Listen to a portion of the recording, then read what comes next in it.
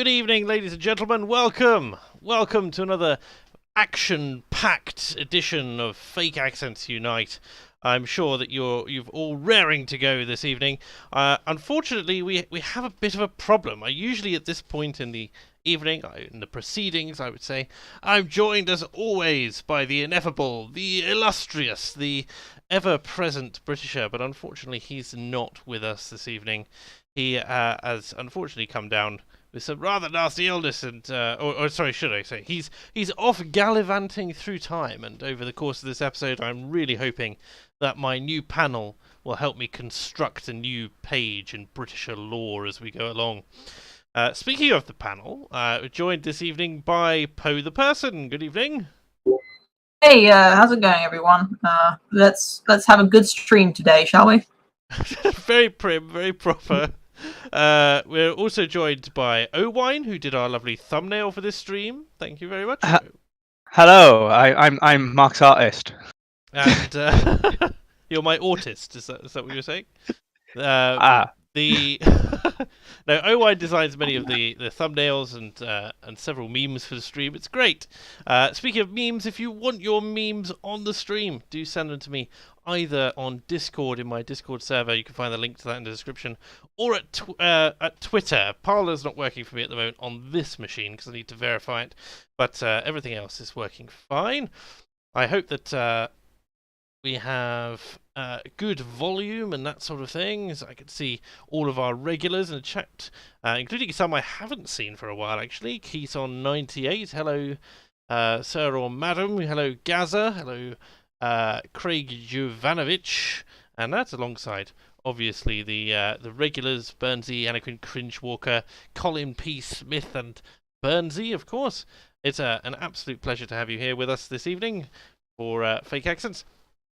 If you think that the guests are a little loud, I'll just turn them slightly down. Hopefully that will ease things up for you. We should also be joined by Bass Liz this evening. Good evening. Good evening. It's lovely to have you here with us. Liz, from across the pond, an American. We shall also be joined, hopefully, by your, I was going to say brethren, but that sounds a bit twee coming. We've got Staff Sergeant Sniper, who is present at the DC Million MAGA March, which actually was only about 400,000 people or something.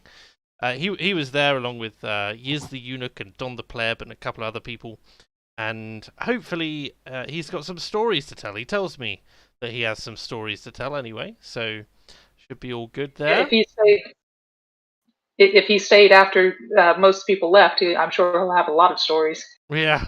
Well, I think he spent the whole day there because he drove nearly a whole day to get there as well. Why are people... Dectran is all capsing slurs against Kamala Harris to me in the chat. I don't know why. Where's this? Not so Britisher. Yes. So the Britisher's gone missing, gallivanting through time to save some dusky maidens, no doubt. But we have the panel here, and hopefully we can give you a good show. How's everybody's week been going? Is there anything going on that's really impacted you? Obviously, Liz, you've got the whole America going up the spout going on. It's been interesting, but it hasn't affected me that much right now. If you're talking about the election or COVID, I'm not sure which. I mean, it could be anything at the moment going on over there. Yeah, fortunately, Florida is pretty much opened back up again, and even though individual counties are still trying to make COVID a thing, our governor has said we need to get back to work. We need to just get everything back open and get back to life as usual. And the president really can't tell the states what to do, even though people want him to try. Yes, it's awfully difficult to be a dictator in the US, from what I understand. Yes, fortunately. Which I mean, that's quite jarring compared to over here, where we have Scotland currently in tier 4, and they might possibly be able to emerge from their stasis cocoons for Christmas. Everyone else is looking at a rather protracted tier 3 lockdown. Yeah, well, I'm quite lucky in Wales being the only part of the UK not in lockdown currently. Oh, really? So- Yeah, we can go pub again. But we're Oh, restricted to yes. groups of 4 now. I saw that there was a story. So if you're not familiar, UK, Scotland, England, and Wales all have different restrictions regionally. And as I understand it, Wales is now having to police its border and ID people in pubs to make sure they're not English. Yeah. Oh, yes, we have to. Yeah, that's a thing. If you're from England and you get caught in the pub, you're going to be escorted out. It's quite wild currently, actually. I don't think the border's been closed between Wales and England since about 1140 or something like that. You know, Like, of all the borders that I expected to be rigorously enforced, the border between Wales and England was not on my list of. It wasn't even on the board for the sweepstakes. You know what I mean? Yeah, what they're talking about now, though, we're going to probably be in one, but they won't do it over Christmas because they won't get away with that. They talk about maybe New Year's, they won't get away with that either. So I'm thinking maybe mid-January we'll go back into one. But I personally don't think a third lockdown would be supported. I think that it would probably. Well, they're pushing it. According to all the polls, they're quite deeply supportive, and according to everyone on the ground, they're not. So yeah, so go and ask an American what they think about polls. Yes. And then we'll still learn what they are. Do they like the Polish or not? That's the question. That's a good question. That's a very good question. The completely lost what I was going to say. Any news from the fold, Poe, from your last week, or has it all been baby duty? No, I've been getting into painting again. So if you've been following me on Twitter, you've instead of tweeting about anything politics related, I've just been posting the paintings I've been doing on my phone. So that's actually what I'm doing as I'm speaking right now. It's just idly dabbing away at the phone equivalent of Photoshop, doing a painting of Ryan Gosling. Of Ryan? Is he by any chance attempting to eat cereal? No, that's a very old. meme? There is a very old meme, and if any of you get that, I am also deeply ashamed. Just it won't. I just saying, talking about painting, I've just recently bought a watercolor set that I plan to do again.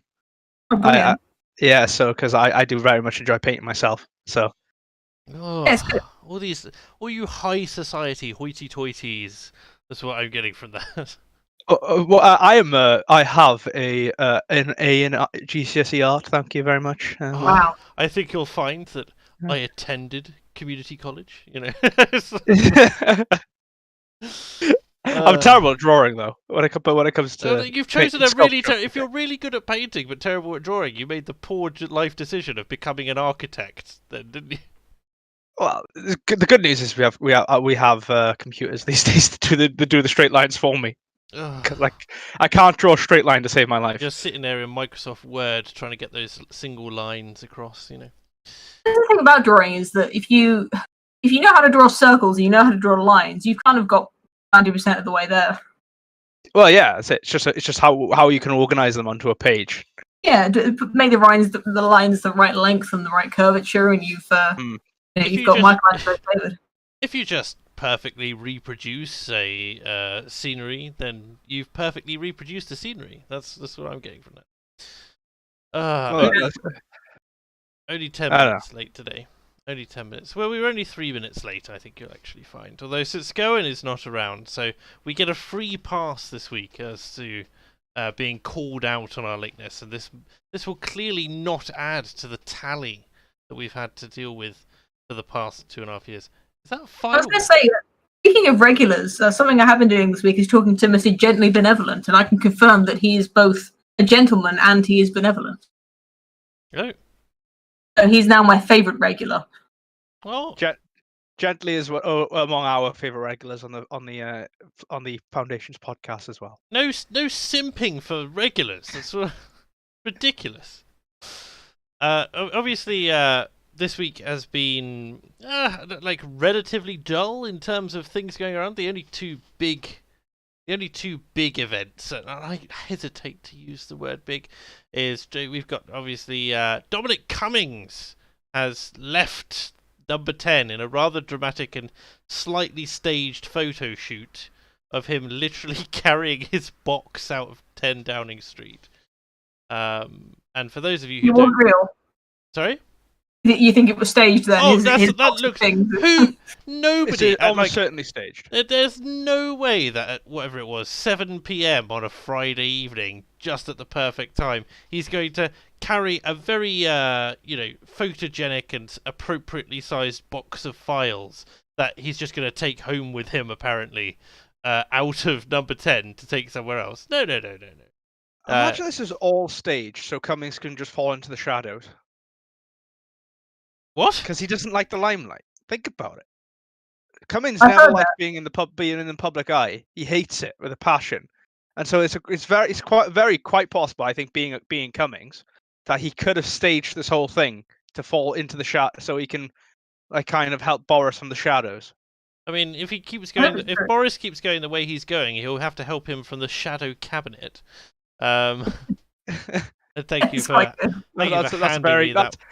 That was a very good one, Mark. That's 10 points. This is why I have you people on my show. You see, I don't get this with the Britisher. I need the constant compliments keep me going. I imagine it's kind of like a Batman and Commissioner Gordon sort of relationship where Boris will flash the Cummings signal in the sky, and then he'll just appear in number 10.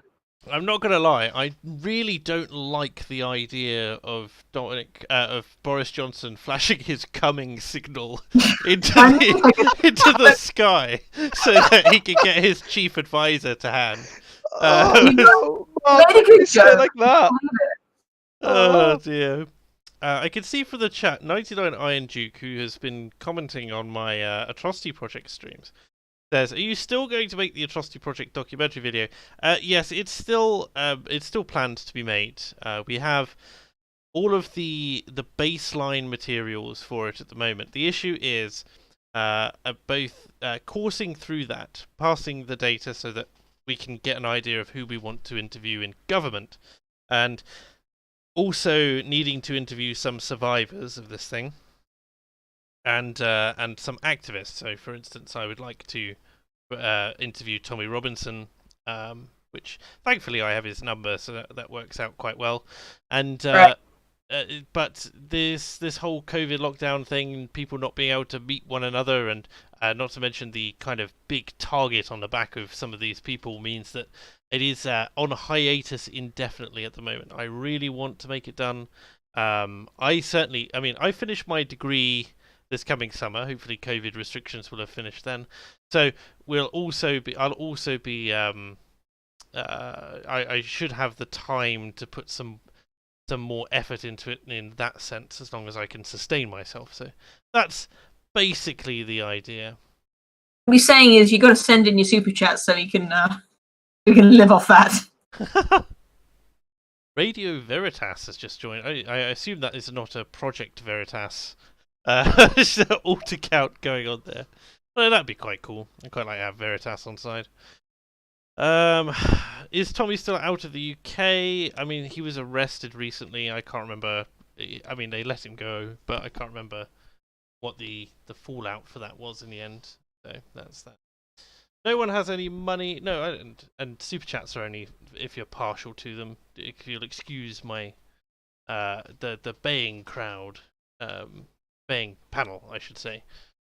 But yeah, that's the deal with Atrocity Project. Basically, it is coming. It's still intended to be coming. It's still my my magnum opus, as it were, and we've put a lot of hours into it. There's hopefully a resource that's going to come out of it as well once it's finished. That will be effectively a searchable database of easily observable data. At the moment, we've got this hideous Excel spreadsheet, which is full of information and works quite well for our purposes, but is not very user friendly for everyone else. So we're looking into ways to make that work as well. Yes, that's Atrocity Project. So that's one thing. We also have the other big piece of news probably is certainly on this side of the pot, like there's basically nothing has happened. I mean, there's the Million MAGA March, but even that, I mean, we knew it wasn't going to do anything, but it's an interesting barometer of public opinion, right? So I Yeah? would say on the other side of the pond, some big news would be the Dominion software stuff. So it's obviously now that the Trump is angling towards more the Dominion stuff now, isn't he? Well, I it's think it's not even Dominion as much as their parent company, Smartmatic, which, if you don't know, was directly involved in the Venezuelan elections. And wow. I did not know that. yes, Yes. and they claimed that there was the reason that their software was not effective was because there weren't poll watchers in Venezuela. And also, Mark, another thing is Mhm. that someone who sits on the board of Smartmatic, a former U.S. general, I think it's like Yes, he's a board member for something? the Open Society Foundation, isn't he? Directly. Well, he's also been appointed in Biden's transition cabinet. Amazing. Yes. Amazing! Like it's just these little threads. I mean, it's not evidence of anything, right? But it's interesting how all these people happen to be connected. Oh, they're all connected in some way or another. Like it's ridiculous. And is it someone who works for Dominion is one of Pelosi's ex-chief staffers? Interesting. I don't want to. Yeah, But to some degree, it makes sense though, because if you think about it, in that world, it's who you know, not what you know, Yes. that gets you a job. And So if you know this person, you're more likely to get a job here, and then there, and then wherever. I don't want to completely discount what Liz is saying there. Basically, small world syndrome, right? Where it's impossible not to be linked to all these things. But it's interesting that it's all linked to the Democrats at the moment. But I'm sure we could find, for any number of Trump's particular policy decisions, for instance, or contracts and stuff like that, that he's linked to them in some way, or they attended a party at some point, or whatever. But it's I would assume, yeah. But Yeah, I believe Trump donated to the Clintons back when Bill Clinton was running. yeah, he was a big donator. Trump There's is a secret Democrat. Everybody. He used to be a Democrat. Yes. Yeah, there used to be there's quite a famous picture of him and Hillary together as very good friends, and they were very good friends before they ran against each other. Because you'd be in jail. So Well, but when Trump first started running as a Republican, a lot of Republicans said no. And I think the Never Trump movement started because he used to be a Democrat, and many Republicans said he's just a Democrat who's running on the Republican ticket in order to bring the Republican Party further left. I remember that. I'm pretty sure that's why Ben Shapiro never trumped him initially, for instance. But then little did they know he actually made it properly more Republican than they had been for a long time. He did bring in a lot of leftist ideas, though. Yes, certainly, but Could you give us some examples, Liz? I know you're the grandmother of these things. Oh boy. Well, for one thing, okay, he brought in some leftist ideals. Some of them I don't think are bad. Some I do, some I don't. One is the gay marriage issue. That has always been a leftist position, and the right has always opposed it. Trump is the first president to ever be elected saying, I support gay marriage. He supported it openly before he was elected. And a lot of people are like, whoa, wait, that's a leftist position. I think most people know my position on marriage. I feel like the government should have nothing to do with it. So the idea, gays should be allowed to marry, I'm like, yeah, it shouldn't be a matter of the state anyway. But that is a leftist position. It's not a traditionally Republican position. The closed borders, that has become a more right-wing position, but that started as a left-wing position. The right was for open borders. The right was all about that, saying as long as we don't have a welfare system, yes, people should be able to travel and work wherever. It's good for business. And the leftists were the ones saying, no, we need to have controlled immigration, we need to have closed borders. Again, that kind of has switched in the parties recently, but traditionally going further back, that was a leftist position too. So there are things like that. Again, things where I agree with him, things where I don't agree with him, but he has brought in leftist policy positions. I see. It's I certainly would say that in terms of the damage wrought by such things, we're very it's on the lower end of the spectrum there. Some of the news coming out of the States this week was the whole thing, Trump accidentally almost conceding. No. No. That was I completely taking his tweet out of context. He in quotes in no way conceded. In no way I know he conceded. did, but and it was put it just. in. I mean, let me see what I've got here. He went off on one. Yeah, I've just got so much. Here's Donald Trump. I love some of his statements. Like he's retweeting a guy called Stonewall Jackson. About the so a man named Peter Neffinger, a retired admiral, is president and listed on the board of directors of Smartmatic, which created the software for Dominion. Neffinger is on the Biden transitional team, right? And his retweet just says, "This is crazy," and then he does it again, retweets it again, and says, "No way." I just you can hear him just thinking going. It reminds me a lot, actually, of I hate to bring him up, but it reminds me a lot of The Academic Agent when he's waxing lyrical about bloody Shergar. It's just, this is crazy. No way. Most fraudulent election in history. This claim about election fraud is disputed. And he basically, I can't find his tweet here, but he basically said Biden won because it was a scam and it was fraudulent, basically. And in fact, I don't even think he went so far as to call it fraudulent. I think he said because because they didn't play fair, and they're also, here's all the evidence that we've got, which we're bringing to court. And CNN was saying something along the lines of, everything after Biden won is a lie. There's like a clip of him saying, everything after he says Biden won is a lie. He should have just ended the tweet there. I don't rate the media at the moment. It's very frustrating. The other things he said, that's COVID related. Yeah, so this is another thing I wanted to come on to is Georgia, because Georgia was the first state to announce it was going to have a full hand recount. Was it? Correct me if I'm wrong, Liz. Yeah, I think they're the only one that has said that they're going to do that. Yeah, and apparently they're not allowing signatures to be looked at and verified. And basically, this means that the recount means nothing. That's what they're saying. Well, it does. It will still mean something, though, because if the problem is purely with the software, then a full hand recount will bring up any problems. But if there are additional problems, fake ballots or voter fraud, that sort of thing, it won't bring up those. So yes, the full hand recount should fix some of the issues, but it certainly won't fix all of them. But are they getting in, I assume, new people? Like, no one who worked on the previous count is allowed to work on the recount, for instance, I assume. No, I'm sure they will be able to.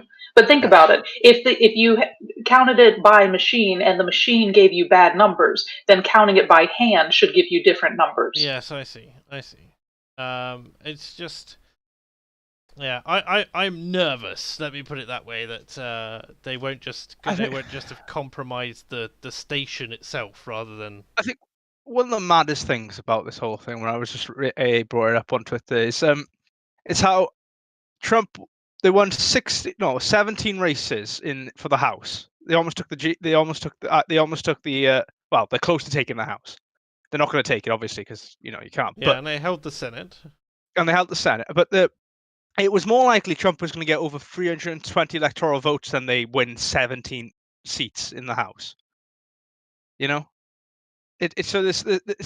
figures just completely.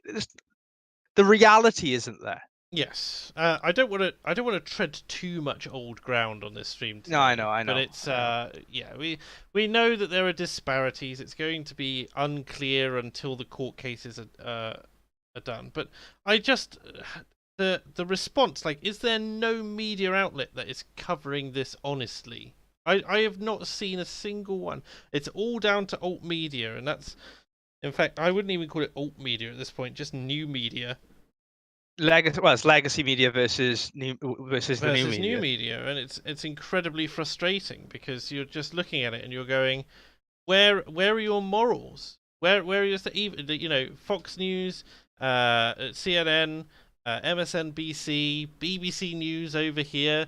None of them could be trusted. And the biggest fallout from this is whether or not that is something which is a recognizable reality for the general public. If you think imagine Giuliani and the whole team managed to actually turn this around. Right. This is where the media's packed up their stuff. This is where the media's planted their flag, and this is the hill they're gonna die. They would die on. Yes. And in order for the disenfranchisement to be completed, he has to win. Yes, and if he does that, it's over for a great deal of the media. I hear this rumor. I don't agree with you there. That's what everybody was saying about Russiagate. If this ends up being a big nothing burger, then legacy media is done with forever. But Russiagate was in many. I don't think is as big as this. They can just stop talking about they literally impeached the president. How many presidents of the United States have ever been impeached? They literally impeached the president of the United States over this. I know, but it was kind of a kangaroo court. Yeah, but that's my point. You're saying, oh, but this will be the big one. It's like, no, the last one was supposed to be the big one. I look at yeah. I agree with you, Liz. I look at it and I go, all they need to do is just stop mentioning it. And if they do get called out on it, they say, oh, we were acting under the auspices of the information we had available at the time. And for most people, that's all they'll care about. They don't really care. They would much rather that they just will accept that at face value, and they would much rather accept that than have to find a new news network to watch, because they don't. The people are entrenched in their routines. They're entrenched in their desires, and it would literally have to take, in order for the news media to collapse, instead of like a massive public backlash, some kind of massive boycott of CNN or something, so that they can no longer fund anything and they're relegated to making some terrible podcast on a Monday evening on a weekly basis. That's unrelated to this podcast, by the way.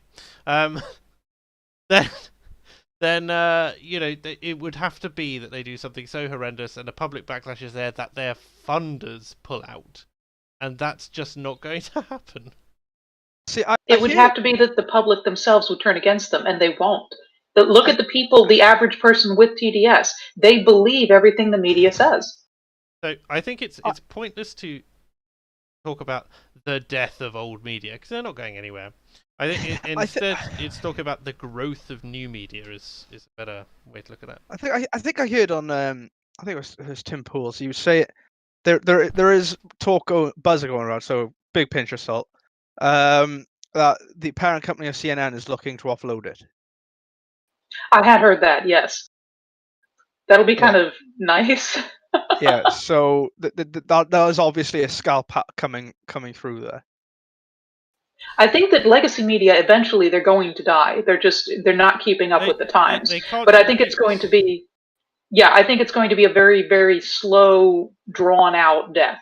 It's not going to be, it's not going to be, oh, this is what kills them. No, it's going to be technology that very gradually, very slowly kills them. But it's also got to be the legitimizing of alt media sources. So whilst being wrong on Donald Trump's election, assuming that happens, it would not be a death blow. The number of I'm going to stop calling them alt media. The number of new media sources who suddenly come out, who have, it's like the rise of Styx, Hex, and Hammer. So he was basically nothing. Then in the 2016 election, he started making a lot of calls which were accurate. He then effectively ascended and gained something like 60,000 subs off that, and now has an audience of 450,000 or whatever it is. It's part of my morning routine. And regular to watch a stick video and regular viewing. And it's going to be the case that it's the rise of figures like that, when you have people who are reaching an audience that is on a par with the mainstream, the legacy media pundits, when they're making a career of it and it's profitable, and when they're accurate. So the diversification of media sources will make the media landscape at once more difficult to navigate for anyone who wants a career in it, but will also make it a lot more it would dilute effectively the power of any individual newscaster, and hopefully with the idea of the free market of political pundits, the more accurate will triumph alongside the more entertaining, right? For us in Britain, Mark, I think there is one thing that we have to come to terms with. I think that's the BBC is now, like as it is, it's not going anywhere. It will. No, I think that will survive. We're still waiting to see what happens with the license fee. Boris won't get rid of it. Because aside from anything else as well, there's also, you've got to look at talent. As new media becomes more profitable, BBC will struggle and struggle and struggle, and then it delegitimises itself further. And then it doesn't matter if it's gone anywhere or not, because if it's just producing crap nobody's really watching, then it doesn't matter. Because the like, just take something like Top Gear, right? The old Top Gear. And Jeremy Clarkson was paid something like £2.3 million a year to do Top Gear, and then when he left after his fracas to go to Amazon, he was then paid that per episode of the Grand Tour as he went on to do that. And I think when they lose the talent, they lose the viewership. If they lose the viewership, they're reduced to producing these propaganda pieces that we're all seeing now. And I see nothing but derision for the BBC, apart from perhaps for a couple of shows like Downton Abbey. I don't see... That's ITV. Is that ITV now? Sorry. Yeah. So that shows you how much that I watch the BBC. I don't even know that wasn't... Strictly Come Dancing is the big one on the BBC, I believe. Because they sold off Bake Off, didn't they? Bake Off was owned by another company, and they went to Channel 4 over the BBC. The BBC didn't sell it off. Yeah, that was right. So the BBC, I think what they have left is Strictly Come Dancing. The new Top Gear is growing again with Freddie Flintoff and Paddy McGuinness. And there's some other shows. But I was just going to say, I think a really good example of this, of how new media has killed the legacy again, is looking at the quality of comedians in comparison to the online world and the television world. Look at Have I Got News for You or QI Now, and look how bad they are. Those are the points I don't. Devoid of comedy they are. It's awful. It's not funny. It's all. Every comedian agrees with each other. Every comedian has the same jokes. Every comedian has these milquetoast jokes because they don't want to offend anyone. And I wonder how many comedians' careers will die as soon as Trump gets out of office, right? Oh, many. But comedy has definitely moved entirely online by this point. Proper comedy, anyway. I would say that's been the first to go. I don't know. Like, I don't keep up enough with the comedy scene, so I don't really. Well, stand-up comedy, anyway, I'd say, and panel comedy. The last piece of quote-unquote comedy that I saw was the stand-up routine of like that black guy on Britain's Got Talent, and that was awful. So, and he got. But as far as it moving online, though, to some degree, this year at least, I could understand that just because of COVID. So many things have been shut down. I would guess that comedians have to do their performances and whatnot more online than actual live stand-up because they know they can't get an audience. You know what's funny? Seeing these, was it Saturday Night Live or whatever, going online, and they don't know how to do it. You know, the online comedians who are actually used to it, you know, your Gus Johnsons of the world, they excel on the online platform, and even people like, you know, AA and people who aren't even doing comedy per se, but you know, they doing, by the way, they know what they're doing. And the real comedians who just go up in front of the camera, there's an art to that. I'm not trying to belittle it, but them trying to move online, it's just not going to work. They don't have the experience with it. Yeah, just look at how a Stephen Crowder compares to one of these empty room Saturday Night Lives. It's far more natural watching a Crowder show, isn't it? There's a different kind of way you've got to address your audience to it, Exactly. Yes. and I think he does it far better. But I've heard I don't do performance at all, and I don't know any performers personally. But I've heard that people who do performance, they do to some degree rely on the audience. So somebody that is used to having a live audience, then suddenly transitioning to having no live audience at all, it will probably just throw them off their game entirely, and they won't do as well as they would have in a large studio. Exactly. Trying to think. And by the way, I don't follow any comedians.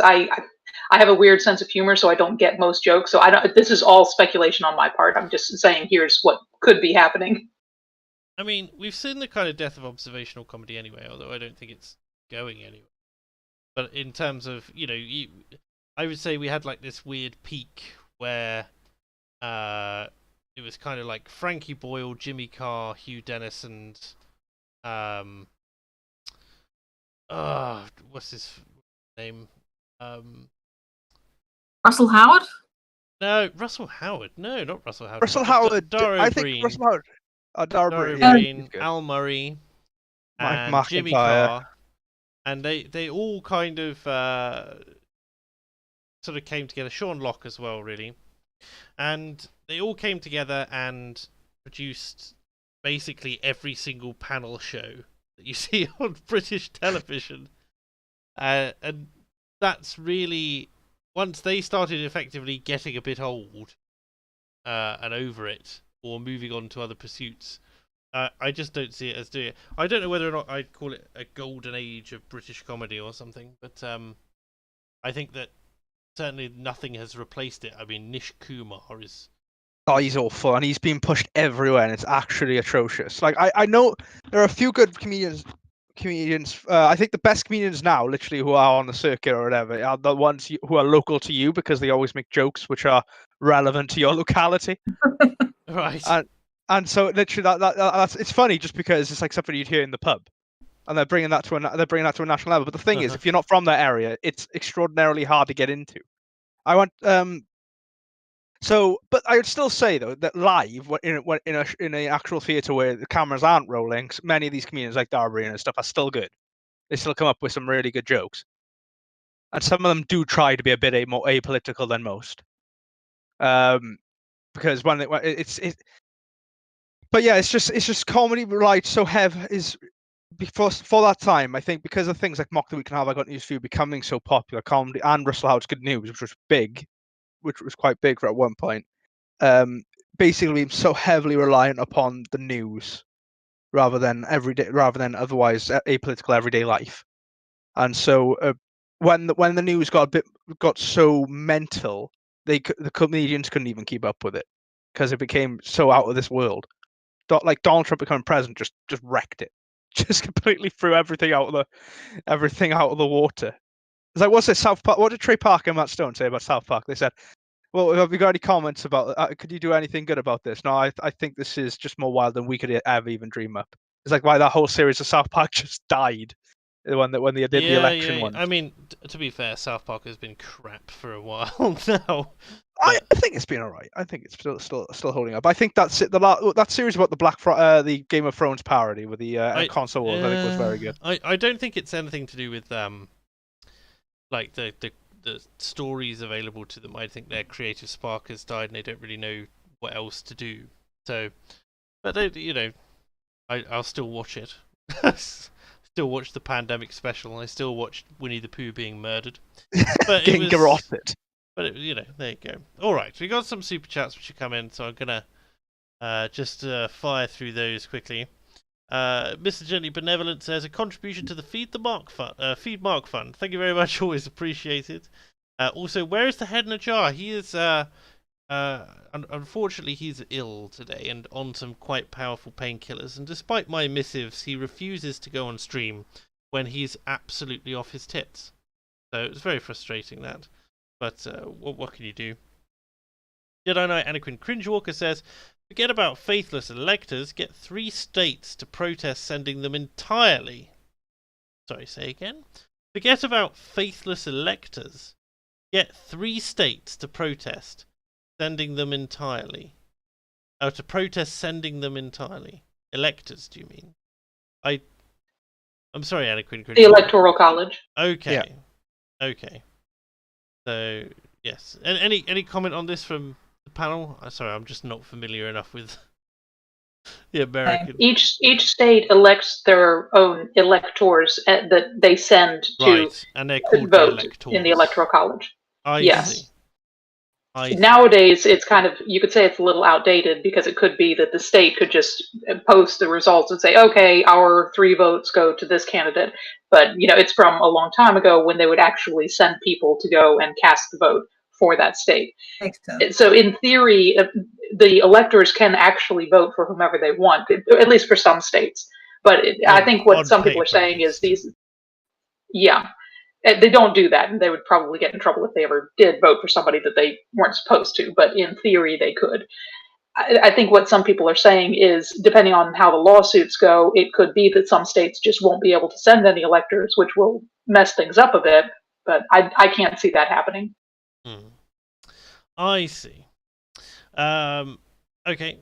Thank you for that, Anna Queen Cringe-Walker. Autocharth says, this is all very interesting, but have you considered letting Spewart into your heart, or possibly into number 10?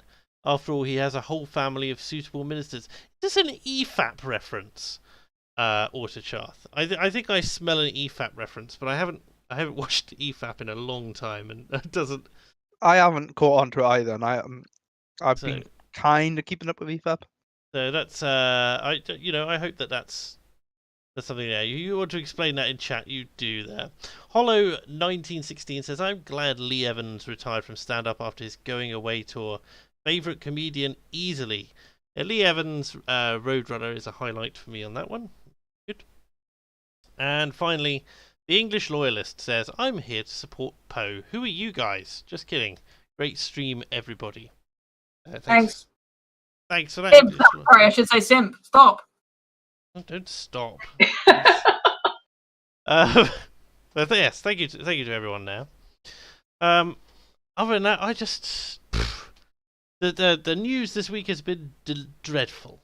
Dreadful, I say. It's just been a constant stream of virtually nothing. Apparently, Spewart. Well, wait, did you see the video from Canada's Prime Minister Justin Trudeau, where he actually said they're planning for the Great Reset? Oh, the Great Reset? He literally said it. It's all a conspiracy theory until the President of Canada, a Prime Minister of Canada, Prime Minister of Canada does that. I mean, it's not even a conspiracy theory at this point. I mean, a lot of people are saying it. It's just it's becoming more public. Yep. I mean, isn't it someone's written a book, COVID-19, The Great Reset? Yeah, it's Klaus Schwab, the leader of the World Economic Foundation, wrote the 2 books on it, and that's what they're using as their resources on this. Best person to go and watch for this information is Computing Forever. He has a few great videos on the Great Reset, and he really does look into it. Also, Delingpole, James Delingpole has done a lot of stuff on this.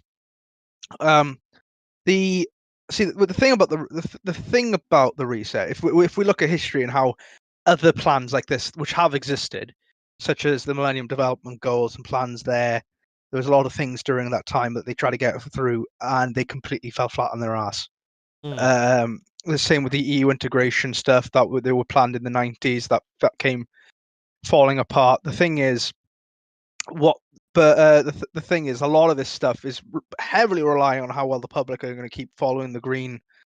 Are going to take, basically, are willing to put up with for the sake of the environment, sort of thing. Because today, what's being mooted in Britain is that there will be a pay-as-you-go driving.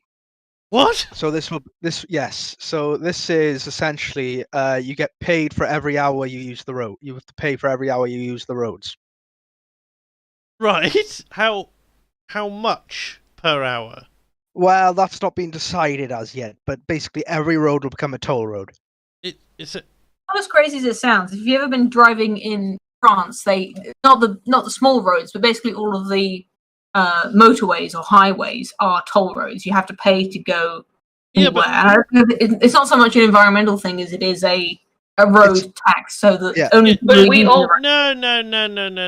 no. Aside from the fact that that's absolutely insane and it makes traveling around France a nightmare, the fact of the matter is this is just a disproportionately a tax which is going to affect the lowest in society. Well, indeed, and on top this, but this is to fill a £40 billion spending budget, a £40 billion hole, which they say is going to happen when fuel duty gets no longer used because of everyone's going to go electric.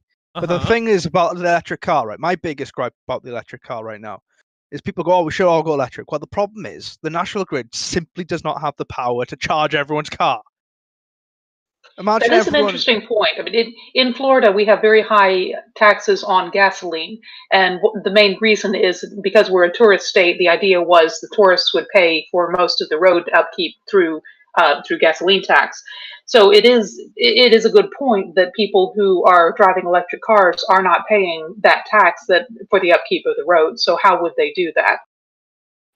Having time on the road tax makes sense. I mean, I don't agree with it. I don't think that the state should The be way, taking care of the roads either. But it is an interesting conundrum. but we also pay a road tax anyway. There are other things that we actually do pay a form. You pay your car tax. You know, we have every year you got to pay your car tax, Yeah, which and is meant to be for the road. don't forget the Oh, that's petrol is horrific. massively taxed.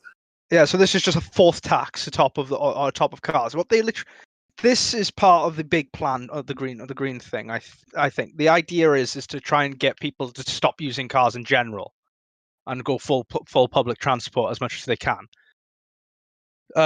Eventually, then they'll probably have you won't have to pay road tax for a driverless car. It's not to do with that, Owain. It's to do with people in cities designing policies for people outside of cities when they have absolutely no idea how the rest of the country works. Yeah, I fully agree with that. I fully agree with you there. And when they're thinking, "Oh, we're going to tax people who are on the road," the only people it's going to shaft are those overpriced taxi drivers who are always funneling me to my nearest abode. Let me. There's a historic story about this. I'm going to do a little history bit here. It's going to be about Wales though, but someone's got to be a little bit of the Britisher. So this has happened before in history. He's not Welsh. He's not Welsh, but someone's got to do some history anecdote. Okay. It's very valid. In history, there was a period where the English thought exactly the same thing. We need to get some more money out of the Welsh, and they thought, well, what we'll do, we'll put a load of toll roads in the Welsh countryside for farmers to use, because they're obviously going back and forth between their fields constantly. We can get some money out of them, and so they put all these toll roads everywhere in West Wales, and all these toll gates. And after a long time, they were raking in the money, but after a long time, the farmers basically went broke because they couldn't keep paying to go through all these tolls.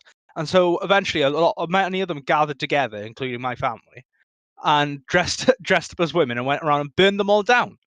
And eventually, the English had to send the redcoats in to deal with them. They dressed up as women. Yeah, it's called the Rebecca Riots. If anyone wants to look at it. Yes, I remember. I love how Welsh you sounded telling the anecdote. Like your accent shot up like 200%. Yeah, it's like, but it's we all dressed as women, For some reason, when the Welsh do things, they dress up as. When the Welsh rebel, they dress up as women. Just when they do things they love to do. Let's face it. You have a country filled with transvestites who are looking for any excuse to do it, and we all know that AA dresses up as a woman on the weekends. We all know that John D is secretly a woman underneath. Always different things. Yeah, but no, it's just like what you said though. It's when city planning is to try and do a countrywide planning, and they forget how the countryside actually works. If they want to fill the gap in the deficit in cut spending, in cuts, all they have to do is cut spending. And I say all they have to do, but as we know, there is nothing more permanent than a temporary government policy. So if all they had to do was to change something out and say, we are no longer providing, I don't know, XYZ on the NHS or something like that. Let's say your bumps and scrapes, you can pay for those. If it's not lethal, you're gonna have to pay for it.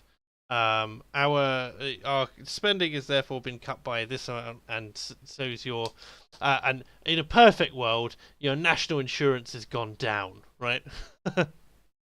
So, but as we all know, they won't do it because then they know full well that the headlines the next day will read government basically decides whether or not your injury is lethal or not and kills old people.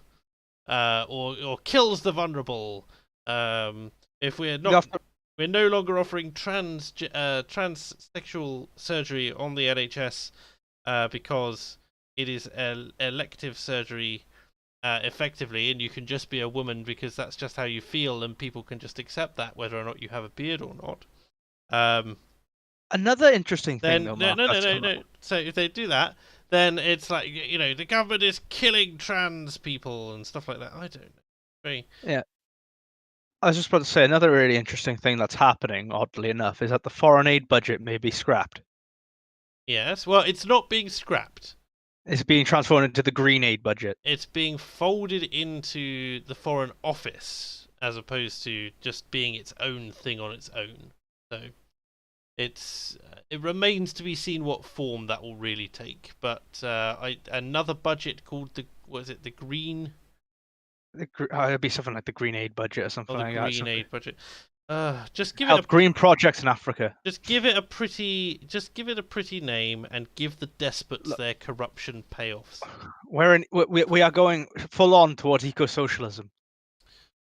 Eco-sock. Everyone is a green, no matter how you like it or not. They were the laughing stock of Britain for so long, but little did we know they were the ones behind it all the whole time. I just don't know. The green energy revolution. One thing that irritates me is, first off, how anti-nuclear the green lobby is. It's very frustrating, given how far that technology has come, how clean it is, how little waste it produces. There's some news on that front as well. The plans for the Rolls-Royce mini nuclear power plants is going ahead. There's going to be 18 of them built. Yes. So Rolls-Royce have developed these modular nuclear power plants. I recommend everyone go and look them up. They're really cool. The government is going to be funding 18 of them. When you say modular, it just makes me think, just slot it into the side of your house. Tiny. Essentially, that's what they're doing. They're throwing them on outside of a small town. When we get a new system, we just you pull out your module, you chuck in a new one. Simple as that. You know how Iron Man works? He's got like a nuclear reactor in his chest or something. Iron Man. He's got a fusion reactor in his chest. Yeah, well, fusion is a kind of nuclear energy, actually. You're correct. Guess that he's not real. He's not a real person. What, you telling me Elon Musk is not going to be Tony Stark? I think what are they calling you at the moment? Space Karen. Space Karen. No, he's not going to do that. No. I want Elon just as a kind of retort to that, just come out in a full suit of Iron Man armor and have it actually work. I mean, I'm not going to say I'd be opposed to it, although possibly, given the potential harms of it. Especially if you start selling them, giving them away free with every new Tesla purchase. A Tesla suit. I was going to say, every time I hear about Elon Musk, I wonder how his kid XAE, XAE12 is doing. You think about that? You see, Elon Musk offspring. Is that going to be the band just going to come up? His first son. He has 6 kids, actually. Does he? Yeah. His first kid with this new chick. Yes. Elon Musk. Very eccentric new wife. Grimes offspring. Yes. XAEA12 Musk. I always got it. Yes. Well done, Poe. And of course, A12 being after the Lockheed Martin A12, which is their favorite. I'm named after a rocket, he says. Their favorite. It's a stealth reconnaissance aircraft. Oh God, yeah. So I just even worse. Yeah, I don't understand the why. Just why? I mean, just call him Alex and leave it at that. What do they call him around the house? I mean. Well, but how many people name their kids after their favorite fictional character from a fantasy novel? I don't know anyone who's done that. I had a friend in I- college. Okay, seriously, I had a classmate in college who was named Bree for the town in Lord of the Rings. Oh, wow. Amazing. I know. I'm- I know that Bethesda did a competition for the release of the Elder Scrolls Skyrim, saying if anyone names their child Dovahkiin, we'll give them a copy of every game we've ever made, and someone did. Oh, I know someone named after Princess Leia. I know that, but then obviously Leia's quite a common name. Like, Yeah, it's a normal sounding name. I don't have anything against even Dovahkiin. Like that's not a bad name. That doesn't sound. It's the Dovahkiin. I don't The Dovahkiin. What I don't understand is giving a child a name that you literally cannot even pronounce. Yeah, like Owain. It'd be effectively like calling your child the child formerly known as Prince. Yes. Have you seen some of the names out there, though, that people are complaining it's so racist that Microsoft Word says that this is misspelled? Yeah, it's like I get that all the time. If you name your child Exabrabisha, then you're going to get issues when it comes to it being in part of the general lexicon, I'm afraid. Oh dear. Can I claim racism every time someone calls me Owen? Yes, totally well. All right, Owain. I really shouldn't be participating in this, to be honest, because I had picked out some obscure biblical names that I wanted to use for my children. I wanted to name my firstborn son Arphazad, which I thought was a really cool name, and it means strong fortress. And all of my siblings said, "No, do not, don't do that to your child." Alcazar. There's a building called the Alcazar. No, Arphazad. Alcazar. Yeah, Arcthazad. Alcazar. I'll spell it in the chat. The Cool. There's some really cool obscure Welsh names. Like as long as you don't name the other one Melchizedek, you'll be all right there, Liz. The but, Do you know what I think Melchizedek was more common, to be honest. I mean, probably, I still wouldn't call it. I thought that's a terrible joke. Let's just carry on. Apfelsaft. I did know. Yeah, someone in chat said I once met a guy named Daughter. His parents were hippies and thought it would be funny. Wow. Oh, poor guy. What's your name? Daughter Springfield. But there are some, like, when it comes to names though, like some of the Welsh names are just beyond. Like English people wouldn't even have a chance to pronounce them. Like there's one called Fleer. That's a girl's name. A flea. Yeah. You got Mervanwyr. Miravanwen. Yeah. Well, think about the way that the British spell the name Leicester versus the way the Americans would spell that name. Yes, that's true. There's God, there's some really old. God,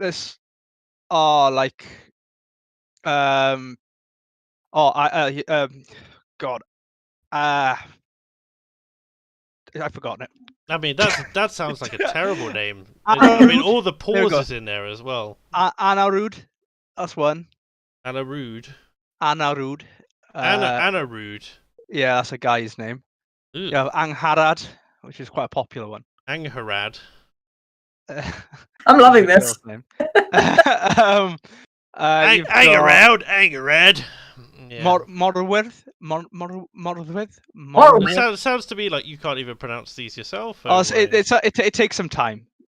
You know, when you're doing Welsh, I have to switch back to thinking in Welsh before I can start saying things better. You basically have to remove all of the saliva from your mouth, and then stuff a whole load of cotton wool in there, and then attempt to speak through the cotton wool as it pours out your mouth.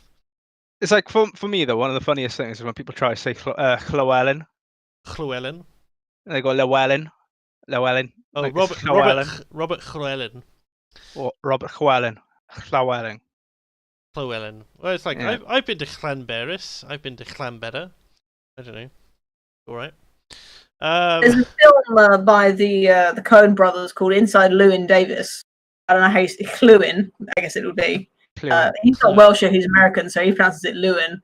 And John Goodman's character asks him, "What's the N stand for?" Like his name is Lou N. Oh no. That's a very sad film. I think it was Oscar Isaac's breakout performance. Yeah, it's brilliant. I love it. But if you like folk music, especially Americana, American folk customers. Good for you. Mhm. All right, a few more super chats come in. Lucius Valentinus, Lucius Valentinus, went to church yesterday. Oh, this is Bakuta Pterodax. Went to church yesterday and it was good. I found I have to brush up on my rosary though. The church was High Anglican/Anglican Catholic Ave Maria. Best of luck with that, Lucius. Hollow 1916 chimed in again. Says everybody's shilling for green BS when nuclear is just waiting to be used. This is all just an excuse to turn everyone into pay pigs. Yeah, green works when it's not. Like, just, it needs to be developed. It's an underdeveloped industry. But if it's going to be developed, it's not going to be developed by fiat. Does that make sense? As in, not fiat the company, but by fiat, as in by government control. It's just not.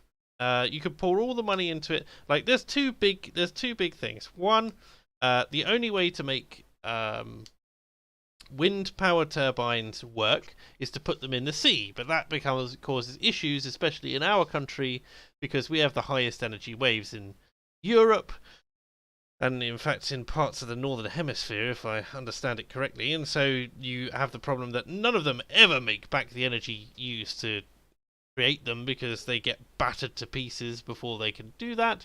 If you stick them in the middle of of a field, they don't produce enough energy, and it takes them 15-20 years to make back the energy, not including the maintenance cost over that sort of thing. That's a problem.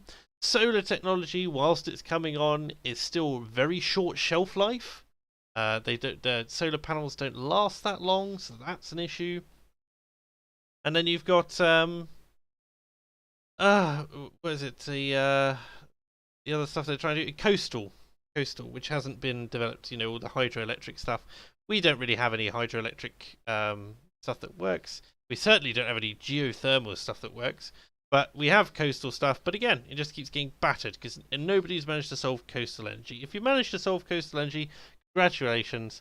You could power the entire world forever and ever and ever.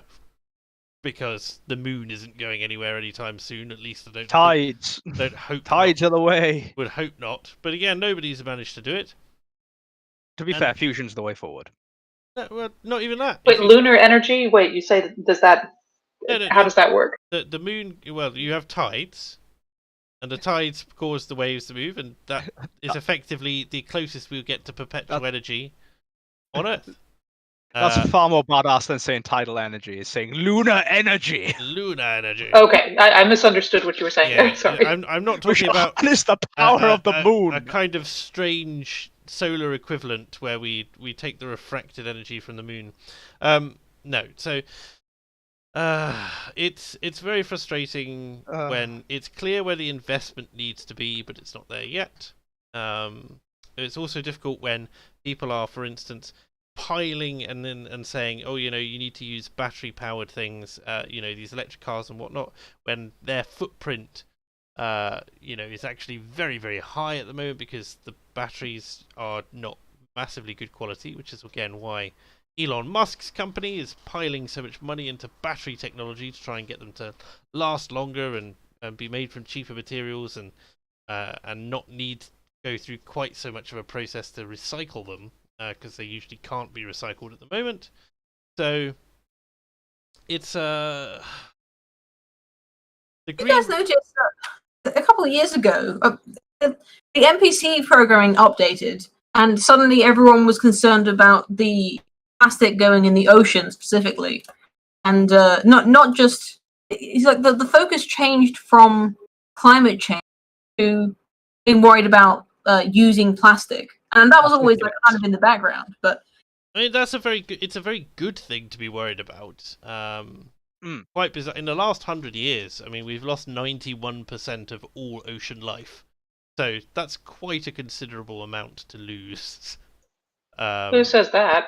Where do you get that from? That was journal I was looking at.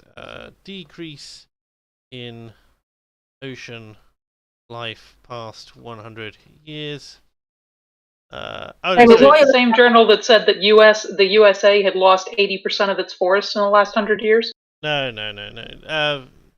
This is Are you sure? sorry, it's not as high as I said. It's I'm 2/3. shocked. It's a 2/3. That's still a lot more than I would be willing to believe. It's My point is that the whole plastic thing, it's not really compatible with the climate change thing. And when people say they want something to be green, they're often, if not exclusively, they never state exactly what they mean by green. If they want to reduce plastic, or they want to reduce emissions, or if they want to reduce species impact, in endangered species and such, or if they want to keep birds alive by Not doing wind turbines. wind But exactly. it's ridiculous. Like bats are heavily endangered. I can tell you as a planner, bats are a nightmare because you have to put an entire building on hold just so the bat can properly hibernate. But then they start putting up wind turbines, which completely screw up because they use sonar. They completely screw up the bat's navigation, and they fly into it, and boom, hit by a wind turbine. And so, like, how it's justified, I just don't know. It's just not coherent is the problem. Like, nobody knows. Everyone wants to be green, but nobody actually cares to specify what they mean when they say that. Well, they still point out exactly. People are inconsistent. Do you remember? I don't know if you had to do this when you were at school, Poe, but did you have to do one of those carbon footprint calculator things? I did. So it was like So you had to put in all of your daily activities basically when you're like 12. It's like how many how much do you eat, and how much do you wear, and how many pairs of shoes do you have, and that sort of thing. And I worked out. I remember doing it, and there was no way, there was no combination of factors that you could put in which would give you less than a 1 Earth carbon footprint. 1 Earth. Yeah, so you'd put them all in, and it'd say your carbon footprint is if everybody lived like you on Earth, with your carbon footprint, then we actually would need 4.5 Earths or something like that, right? And there's no combination of factors which let you get less than an Earth. Yeah, think about it. But a lot of things we were told in school, Mark, even when I was told in school, which we were told would happen, never happened. I remember doing a fake UN debate where we were discussing it. This is coming on to about 10 years ago now. Discussing how the Maldives was imminently going to fall underwater in the next 3 years. Well, that's the media claim. The scientific claim is anywhere between, well, at the time it was anywhere between 33 and 100 and something years. So it's really not the fact that it didn't happen at the lowest point, and that the global climate, the global attitude towards reducing emissions and also technology coming on will also have impacted that. It doesn't surprise me that. Remember when you say the scientific claim, you are quoting specific scientists, often who are motivated by political interests. There is no consensus among scientists. No, I know. I'm just talking about the consensus on this issue among scientific papers. Does anyone else feel like we're bullying Mark on his own stream? Yeah, only in the best of intentions. I think Mark is concerned about a clean environment, but he is concerned about the politicization of the environment. I am very concerned about politicization of the environment because it's a gateway to insane communism. Indeed, it is, and this is what I think the big fight will be in this decade. It's also a very profitable business if you can convince people that they're all going to die. So, I don't doubt that the companies which are funding this, in the same way that we saw massive corruption with NGOs in the migrant crisis, like teaching people to get past the different barriers. It seems like it's a strange comparison, but all you have to do is look at it and go, well, governments needed something to do with the doing with the migrants. They needed people to process them. And to look after these camps because they kept being they're it kept running out of space. And all you have to do is these NGOs come along, they get a good government contract, they're not going to let go of it. It's ridiculous. And similarly with green tech, these little think tanks and groups, and it works both ways. You know, it's like the same buyer. It's just the opposite bias to the ones who are all bought and paid for by ExxonMobil, for instance. Anyway, the definition of consensus is majority, not 100%. I know.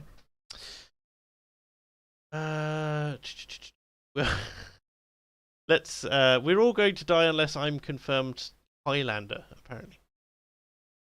Let's see. Right. All right. Anyway, that was Hollow 1916. Yeah, thank you very much, Hollow 1916. I hope you got enough out of that. Autochar says, I liked how you were able to tell that Sport was an EFAP meme without actually knowing the meme. Think of it as EFAP's Pepe. Okay, good, Autochar. Thank you for that. Right. Okay. JVB with 20 English pounds, thank you very much, says, in quotes, the immortal gods are wont to allow those persons whom they wish to punish for their guilt sometimes a greater prosperity and longer impunity, in order that they may suffer the more severely from a reversal of circumstances. Thank you, JVB. I was just thinking the same thing. I assume that this is related to something. I don't know if we were talking about the American election or British politicians or some whatever at that point, but appreciate that. That's the fun thing about super chats, isn't it? It's the trouble with it, you know. You can't do them at the exact time. But yes, I wonder about the validity of that in the sense of it seems like a cope for people who are just like, they'll get what's coming to them. They may be getting rich now, but they'll get what's coming to them. And to be fair, it does happen with remarkable consistency, especially for people who constantly overstretch, because if you're taking on constant risk, you're taking on constant risk. Mighty Balzac says, have you considered O Wine Equa? Wine Equa. As I think we were talking about Welsh names at that point, so. No, I don't think I will. There's no Q in Welsh, see. That's the problem. Is there not? Do you have a 25-letter alphabet or something? We have special combo letters like the double L and the double F, the double You're doing D. it again, Owen. You're doing your accent. Oh, sorry. Well, the double F and the double L. Well, the f and the ch. That's not even a joke. The phlegm noises. No, those aren't even a joke. And the th and the ng. Yes, because the Welsh alphabet is phonetic entirely. There's no X, Q, Z, or K. Honestly, when the Romans came and they said these people are incapable of being taught, they cannot read, they cannot communicate, and they seem incapable of learning. I swear they were just in Wales. Yeah, that's what they said to the Scots because they took over the Welsh. The Welsh are very easy to the Welsh are very easy to take over. All you do is you draw a Q in the sand and they lose their minds. You know, it's funny. Well, I think it's funny that I was growing up always told that our family was Welsh. I mean, I know it's also German. It's a big part of it's German, but it's German and Welsh. And I didn't know anything about Wales growing up. All I knew was the Prince of Wales. So I always assumed Welsh meant we were descended from the royalty. And I was always confused when my mother said, no, we're descended from most likely highwaymen and bandits, and we probably don't want to look far into our family history. And I never understood that until I got to know some British people. That's upsetting. You could be you're probably descended of farmers, likely sheep. Like you're probably descended of some form of farmer. It could be merchants. The Welsh did a lot of that sort of stuff. I mean, isn't it? Yeah. I mean, I know. It's just it was just something that I could never reconcile in my mind from what my mother would say and for what I understood. You know, again, Prince of Wales was the only thing I knew regarding Welsh. I mean, isn't it the case that Welsh means stranger? Welsh means foreigner. Foreigner. It's what the English gave. It's the great name the English gave us as the insult, the last insult. That's just because what we call ourselves. Our actual thing, what we'd call ourselves we'd call ourselves Brythoniadau. Yeah, but nobody could pronounce it, not even your children. So Brythonic, you know, it just means Britain. But I think it just means chthonic. That's what I get from that. I just like the French are Welsh. The Germans are Welsh. The Americans are Welsh. They're all Welsh. Everyone's Welsh. Everybody's Welsh. I think this is what was going through the mind of all the English when they took over the world. Just why do we keep running into the Welsh wherever we conquer? There's an awful lot of Welshmen in Africa, you know. It just happens. You know, the lesser dark Welsh in the southern Andes. You know. Do you know? That's not even a joke, because there is Welsh in southern Andes, because there's a Welsh colony in Patagonia. Of course, that's not even a joke, and it's a very successful colony, more successful than any Scottish colony I have. You know, the Scots have colonies. They failed. The Welsh in South America actually have the biggest city in Patagonia, which is Puerto Madryn. You are just a font of knowledge this evening, Owain. I must. Puerto Madryn, yeah. Only about Wales, though. Only about. Of course, he has a natural affinity with all other Welshmen, which just happens, as we've just identified, to be everyone else on the planet. Liz now having Welsh ancestry means she's Welsh in my eyes. I hate that Welshman Kim Jong Un. I once managed to convince my Chinese friend of a connection between Wales and China, because the red flag was a Welsh thing, and so the Chinese have a red flag based on a Welsh event. Well, it's not based on a Welsh event. It's based on their own event, because they happen to be Welsh. No, yeah, the Chinese are Welsh as well. The Chinese are Welsh. The Japanese Welsh. The Outer Mongolian Welsh. I don't know just everything. I don't always speak about Wales, ladies and gents. I do know other things. But Owain, we've just solved the BAME issue. What, make everyone Welsh? Everyone is Welsh except the English. Everybody is Welsh. Instead, like, when person of colour goes out of fashion, we just replace it with Welsh. I guess linguistically that makes sense, though, from an English perspective, because Welsh means foreigner. And that's the only alien. It's the only perspective that matters. All of your cultures... That's making more sense now, why you've got the border between England and Wales. Yeah, all of your cultures are Welsh. I guess to an Anglo-Saxon, everyone was Welsh. I hate that Welsh festival, Diwali. Oh, you know when the Welsh go out and celebrate Ramadan every year? Can't stand it. Welsh lives matter. Well, it will. I do know other things other than Wales. One day I'll get look back on that quiz stream we did, Mark, when we teamed up and I carried. You didn't carry. You threw me under the bus halfway through by getting that one question wrong. Yeah, that one question after the 4 I got right. Yes, that's the narrative that I'm placing on this. Oh, I would like to take this opportunity to plug the sponsor for today's stream, which happens to be the like button. If you enjoyed this show, despite the lack of Britisher, and you enjoy the prattling on of myself and my guests, then do please hit the like button and let it know that you support it, and hopefully we'll be sponsored by the like button again in future. Smash that like button, and if you don't, smash the dislike button. They've both got like button in the name, and we can get that in there. Fantastic. The Chinese are not Welsh but Greek, but the Greek are Welsh. So if the Greek are Welsh and the Chinese are Greek, that makes the Chinese are Welsh. It's as simple as that. According to some, the Chinese are no longer persons of colour. Oh yeah, wasn't there that story? I forgot about this story where the Chinese ambassador to the UN or something basically gave a speech telling America to sort out its racism problem, as it literally genocides the Uyghurs. Yes, that's terrible.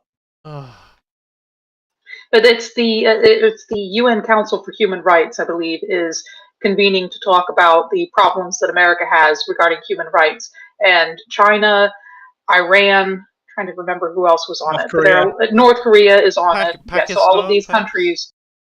It could be. I can't remember. I think that. Yeah, but It could have been, I don't remember, but there were a number that just didn't make any sense, and they are on this Council of Human Rights preparing a statement to the U.S. calling the U.S. out on its human rights abuses. Oh, it's a lot of bullshit. Let's just put it straight. But some of it, I read through the list, and some of the things they say are absolutely correct. I mean, they're calling out Guantanamo Bay. Yes, that is definitely human rights abuses, and we need to stop. It needs to be shut down. But they are also calling out a lot of stuff that is absolute nonsense. Yeah, but then it's not like every prison they have is Guantanamo Bay. No. We are not worse than. I think most of the countries on. Well, I shouldn't say most. Some of the countries on this panel are definitely worse than the U.S. That doesn't mean we don't have human rights abuses. Also, we definitely do. It's just they don't seem to be the ones that should be calling us out on it, and they're all calling us out on things that aren't actual human rights abuses. I don't think. Yeah, they have basically the hypocrisy. They have no right to tell anyone how to run their country. Whether or not everyone could be doing better is a different matter entirely. But whether or not America could be doing better, which it could be, but not necessarily on the issues which are being raised there. Yes. I was just about to say another thing about the Chinese Asian stuff is that they've been kicked out of BAME, haven't they? They say white and Asian students now, don't they? Instead of Really? That's just the UK catching up to the USA. I mean, you remember the lawsuit, I think last year for Harvard saying that the Chinese or Asian students had to score higher than whites to get in. Well, yeah, it's now. Was it? I think it was who's that guy? Ian Miles Chong. Miles Chong. He posted "Hello, fellow white people" and just posted the like an email from one of the uni saying, "For BAME students only, excluding white and Asian." It depends how they define Asian as well, because that changes. I'm assuming Chinese, Japanese, and Korean. I'm assuming. Not to mention, at what point are they going to start saying for all BAME students, excluding white, Asian, Indian, and Black Nigerian, because they tend to have pretty good outcomes. Students, it's like, oh, for goodness sake. I liked Tim Pool's when he reposted that also, whites and Asians. He says, "Does this make me double white?" Double white. Congratulations, sir. You've rolled on the corners of history. You're now double plus good white. Double plus white. In some unis, as one last thing I'll say about being Celtic, in some unis, I get classed as a minority, so I get to get into some of these things as a Welshman because I'm an oppressed minority. Well, I believe I'm a minority for being a woman, even though we outnumber the men. Yeah, you're a minority where it counts, Liz. Have you ever heard that joke? Women and minorities literally means everyone. Yeah, that's true. I like it. A couple more super chats coming in. Aaron Telford says English and Welsh equal best, Irish okay, Scots worst. I mean, that's a controversial opinion. Usually people are like, English, yes, or English, bad. Welsh, meh. I don't think I've ever met anyone with a strong opinion on the Welsh. The only thing I've ever seen with a strong opinion on the Welsh was that one columnist in the Daily Telegraph who decided that as part of it, he said, "Oh, what connects Wales to civilization," and he named a bridge which connected it to England, and basically pissed off a load of people. They love pissing off the Welsh nationalists because they really do. They're just such a joke. It was just a stupid joke in a single column, and they were like, "Are you calling us not real people?" It's like, oh, for goodness sake, just. Well, some of them actually believe that the English think we are like mud eaters. Well, we don't think. I mean, subhuman maybe, but mud eaters is a bit strong. No, I'm joking. The Welsh have just a right to life as any other people. Yes, that's the word I'm looking for. No, we don't have an issue with the Welsh. Many of my friends are Welsh, I'll have you know. I mean, you're right. It is a suspicious number of our YouTube friends are Welsh. It just seems we over-index like after the mines closed, they had nothing else better to do. And you'll notice as well that the rest of the world being entirely Welsh. It does, in fact, mean that it means that most creators on the internet are Welsh. The Welsh are extraordinarily good at speaking. That's why we end up doing quite well on YouTube. Just look at that. Just look at that famous Welshman, Tim Pool. He's doing pretty well for himself. He can speak all right. Hey, Mauler's doing really well for himself. He's Welsh. Yes, Mauler always amazes me because the disconnect between his voice and his face, for me, I've never seen his face. Is super strong. If you look at any of his older videos, he's got some clips, I think, in his first Soma review, which have him streaming the game on Twitch back when he tried to do that. But yeah, that's that. Anakin Cringewalker says the Scottish colonists called their colony New England. 3 English colonists called their colony Nova Scotia. The Welsh call theirs Colony. Yeah, we literally did. It's literally called the Colony. Amazing. Anakin Cringewalker, Winnie the Pooh be like Geneva Convention? I prefer Geneva Suggestion. Referring, of course, to the Chinese there. Yeah. EC90 says, apparently Jews are now also white. What would Adolf think? Well, I don't think... How do you even respond to a super chat like that? For goodness sake. You get demonetized. Sorry, he'd tuck himself into another house salad. Think about road construction, and then say I love 9. My every time I ask, we end up talking about the war around my grandmother. She always goes, "Oh, see, the problem was he was a vegetarian, and they're all crazy. All vegetarians are crazy. You got to be crazy to be a vegetarian." People don't seem to understand. He didn't support all whites. I mean, I think the first people he went after were the gypsies, and then the next were the physically and mentally disabled. Oh, the Oh, okay. I could be mixing it up. But he killed a lot of white people before he ever started on the Jews. Oh yeah, he hated the Slavs with an absolute passion. Yeah, like when he says the Aryans, he just means Germans. It's like And again, it's like the people talk about how racial he was. And it's like it didn't. No, not really. It wasn't a race thing. It was an ethnic thing. He didn't like anyone who wasn't ethnically German. In a period of time when everyone called their countries, their national people by race, there was the British race and the French race and that sort of thing. And then there were these little offshoots. So, no, I don't think he would. The fact is that Europe in general would just reject racial consciousness of that sort at that time anyway. So there's a very serious answer to your very clearly baiting super chat. Thank you, EC90. We do appear to be joined by a Staff Sergeant Sniper. Good evening, sir. Hello, I'm coming to you live from my truck. So, chat, you're probably going to hear noises, and I can't help that. I love it. That's good. I'm just going to turn you down a little bit. There we go. And I hope you're well, Sniper. You have come to us because you went to, was it Washington? You went to DC. Yes, I did. I went to the Million MAGA March, and then we hung around for the, put air quotes here, extracurricular activities that occurred. Yeah, did you meet up with Don and Yiz? Yes, there was Don, there was Yiz, there were a whole lot of Discord people who probably don't want to be named. There was a Charlemagne, there was me, there was 17 of us in all. Tell us, for those of us who've been completely disconnected from this event, describe what the Million MAGA March was and what happened. Well, first things first, it was more than one event, and we didn't discover that until we were already in it. Mm-hmm. From what I can tell, or from what we can piece together, it was almost like there were 4 different rallies.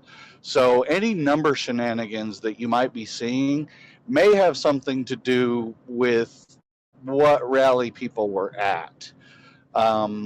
We came in, Don and I actually commuted in by train together, and we first arrived at the Freedom Plaza which they now are calling Black Lives Matter Plaza, although absolutely nobody in the party would call it that.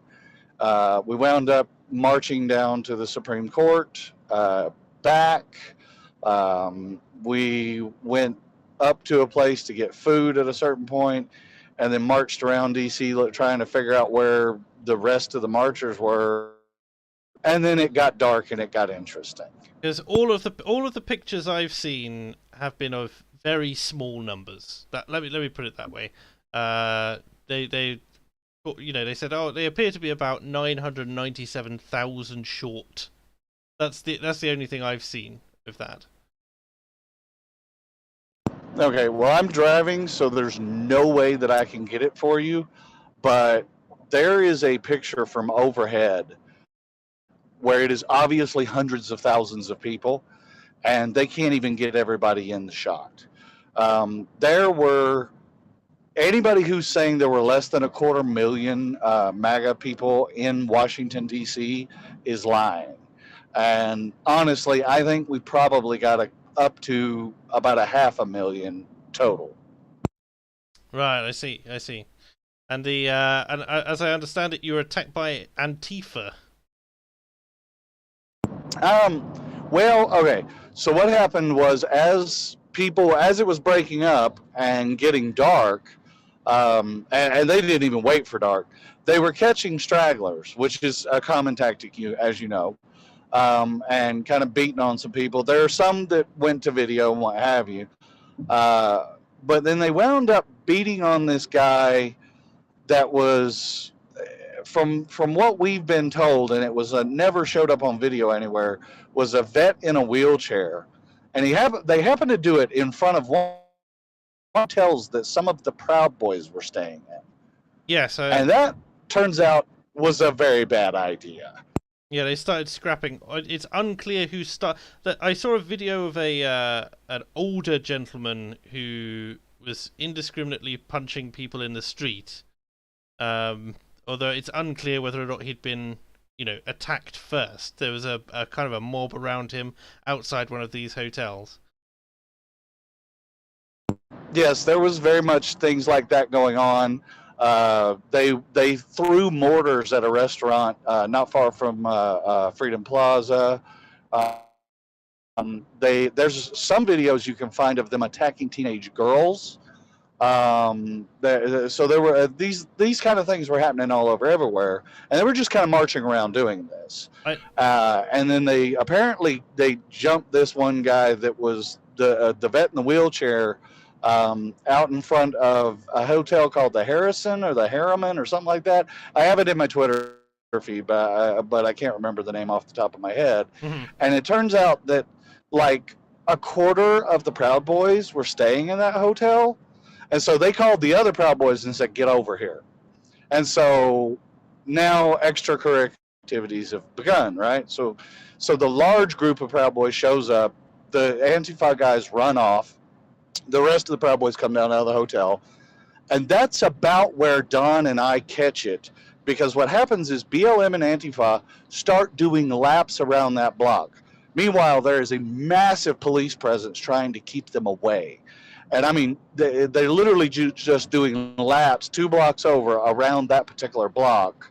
And eventually Proud Boys get annoyed with this and they decide, we're going to get out of this police court and we're going to go kick their butt. Cue 2 hours of us chasing the Proud Boys around as they not once but twice get out of the cordon and engage with Antifa. And at one point, we actually got pepper sprayed. Oh, delightful. Yep. In Don's stream, you can actually hear the guy there. So at that point, it's me and Don and 2 guys from Don's Discord that are pulling security for me and Don. And at one point, I'm like, oh, hey, we're being gassed. Because, even when you're at a distance, you've been gassed. Even when you're at a distance, there's certain, like a tickle at the back of your throat, and all of a sudden your lips feel a little funny. You know what's coming, right? And so I'm like, oh, we're getting gassed. And he's like, I've never been gassed before. I said, well, you have now. It sounds.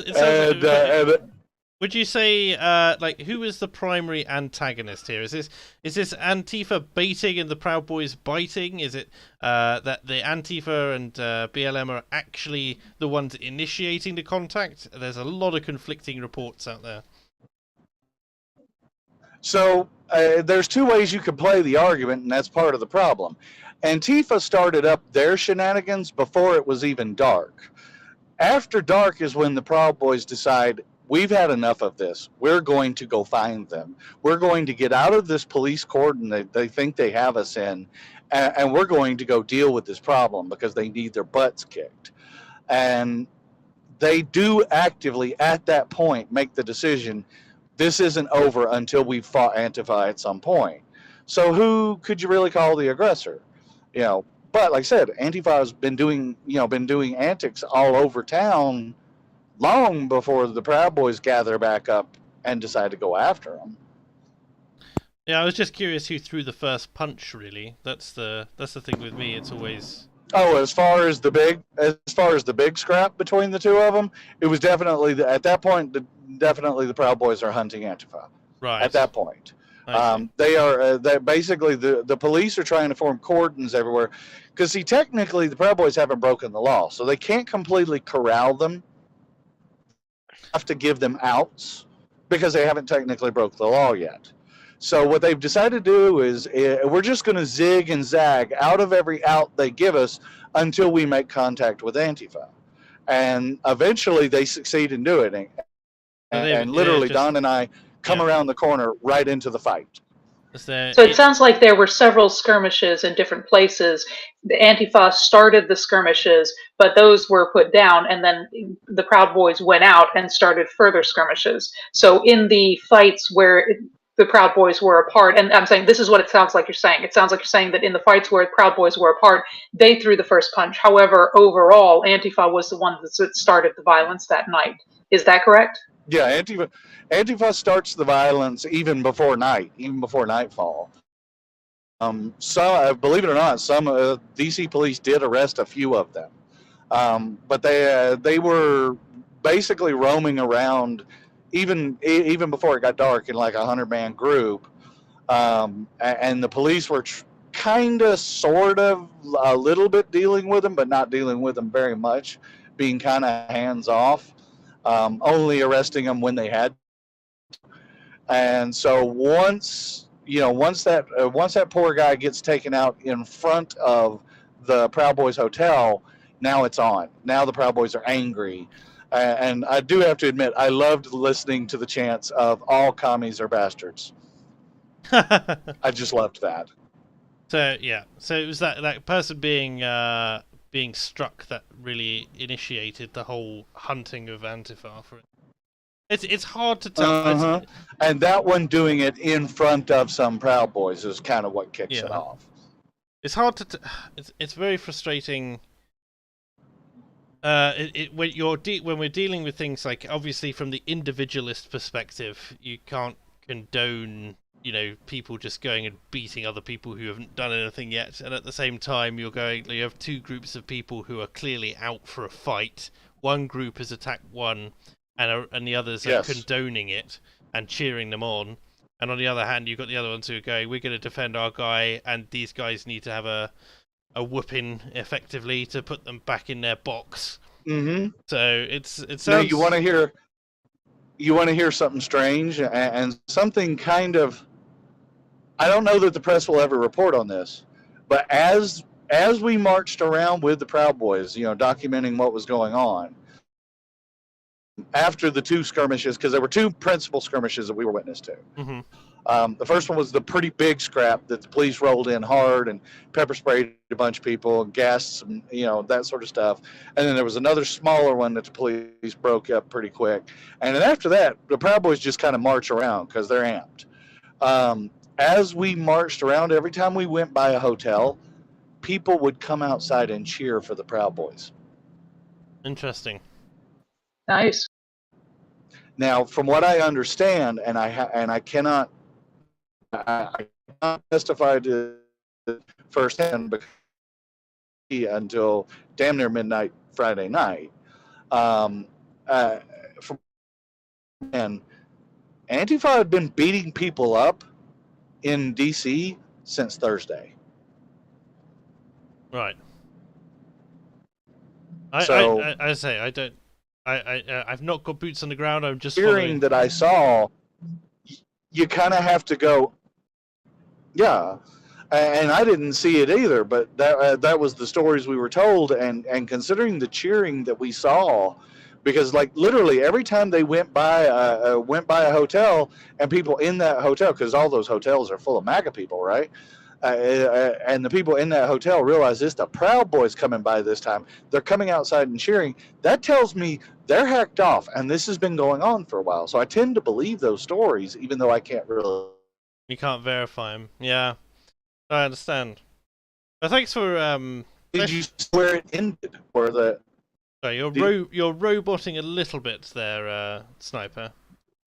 For us. I might be jumping cellular towers. If that's happening, I'm apologize. I can't do anything about it. That's quite right. It sounds like quite an intense day out, though. You enjoy yourself, despite the pepper spray. Don was very excited all the way through. I was the one carrying all the gear, and we did close to 20 miles. So I did a full military hump, and I'm 42 years old. Nice. So there is that. It ended. If you saw, you've just cut out there. To Monument. Do I now? You just cut out there in the middle there. The Proud Boys, the main group of Proud Boys ended at the Washington Monument. I don't know if you saw that. Okay. Yes. Yes, we did see that.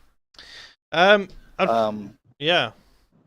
But yeah, I don't know whether or not it'll achieve. I don't think it'll achieve anything. But it's an I thought it was a good barometer for public support, as I said earlier. I'd like to. Unfortunately, we are coming to the end of the show. It's we're out of time for today. But I'd like to thank everyone who has turned up today, who has enjoyed the show. I'd like to thank everyone on my panel who has stood in for my mysteriously missing guest as he goes off across time. I'd like to thank Poe the person. Yeah, no problem. I'm not on mute, am I? No, you're not. Painting I did. I'll post a work in progress. It's not finished yet, but if you want to see what I've been doing for the last 2 hours, check out my Twitter. Any minute now, I'll post it. Amazing. Thank you very much to Base Liz for giving and Staff Sergeant Sniper for giving us some stories from across the pond. Yeah, thank you for having me. And guys, make sure you like his streams and support him real hard, and keep this momentum up, and maybe eventually it means something. Amazing. And thank you very much to the resident artist, Owine, who comes to us and informs us reliably that the entire world is Welsh. Yes. The Welsh, it's all proceeding to plan. Thank you very much, Mark. all proceeding to plan. It's all proceeding to plan, sir. Thank you, everybody. It's. I thought it's been a pretty good show. It's been pretty good. So thank you very much to everyone for tuning in. Thank you to all the people who supported the stream via super chats. Buy the merch and like the stream and share it around. And we'll see you all next Monday. Take care, everyone. Good night. Good night. Stop. Good night.